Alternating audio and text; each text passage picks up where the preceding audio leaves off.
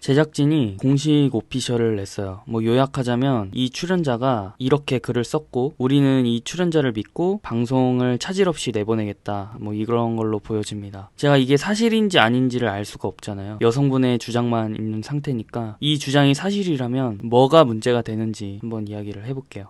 저희 아버지가 2022년 12월 금요일에 회식을 하고 집에 오셨어요. 근데 일요일날 직장 동료로부터 전화가 왔습니다. 내용은 즉 자기가 음주운전을 해서 경찰에게 적발이 됐다. 그렇게 이야기를 하더라고요.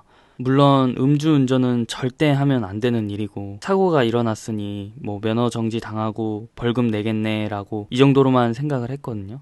근데 문제는 삼중 충돌을 했더라고요. 피해 차량에는 사람이 다 타 있었어요. 음주운전은 보험 안 되는 거 아시죠? 사람에 대한 치료비, 차량에 대한 수리비, 합의금 이게 다 별도입니다. 그래서 지금 사고가 발생하고 2개월이 지난 상태인데 현 상황이 피해자들로부터 민사소송, 형사소송이 다 걸린 상태라고 이야기를 들었거든요. 앞에 있는 차량에 타 있던 사람은 직장을 그만두고 아예 작정한 상태에서 한방병원에 왔다 갔다 한다고 이야기를 들었습니다. 자기 차는 전손 처리가 됐고 사고 이후 변호사를 선임했다고 합니다. 어느 정도 구제를 받기 위해서겠죠. 그래서 계산을 해봤대요. 치료비, 수리비, 합의금, 자기 차, 그 다음에 변호사 이거를 다 합치니까 6천만 원 정도를 예상한다고 하더라고요.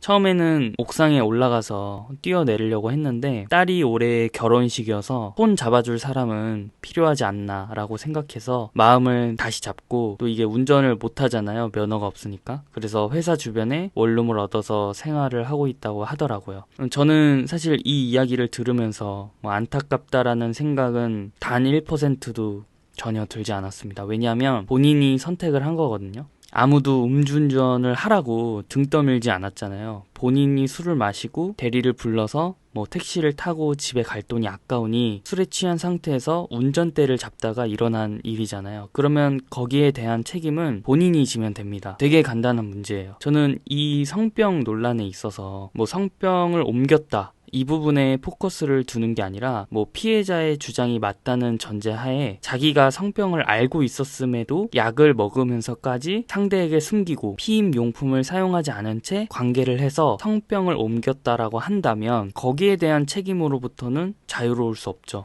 개인사다, 사생활 언급은 자제해달라라는 이야기가 있는데 그렇게 이야기를 할 거면 방송에 나오면 안 됐죠. 방송에 나오는 순간 공인이 되는 거고 공인이 쉬운 줄 아나요? 운동선수, 연예인 학폭 의혹 나오거나 과거 지저분하면 나락가는 거 한순간입니다. 깔끔하게 검사 결과지를 가져오거나 상대가 주장한 어떤 부분이 사실과 다른지 명명백백하게 이야기하지 않으면 오히려 더 많은 의혹과 축축성 글로부터는 자유롭지 못할 것으로 보여지고 이 문제를 풀어가기 위한 열쇠는 결국 본인이 쥐고 있다는 것을 알았으면 좋겠습니다.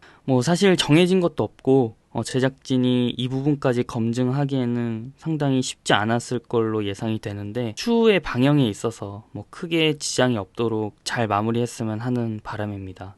감사합니다.